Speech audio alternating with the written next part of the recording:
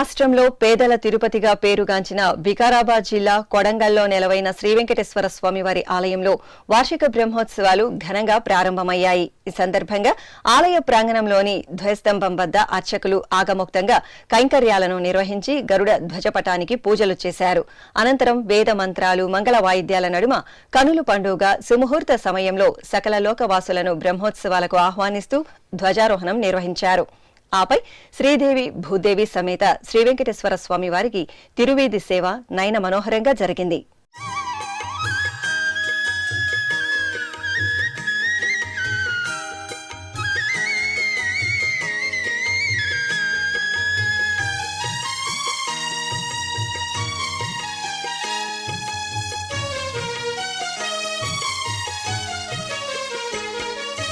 ఆదిమ పురుషుడచ్యుతుడ చలుడన